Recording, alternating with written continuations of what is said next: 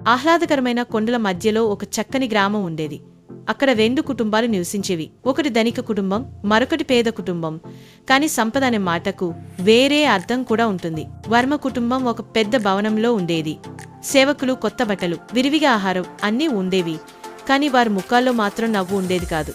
అదే వీధిలో కుమార్ కుటుంబం చిన్న మట్టి గుడిసెలో ఉండేది.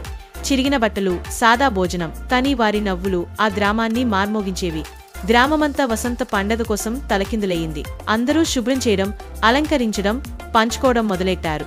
కాని ఒక ఇంటి తలుపులు మాత్రం మూసి ఉండిపోయాయి. ఒక పెద్ద బాలుడు స్వీట్స్ వాసనతో ఆకర్షితుడయ్యాడు.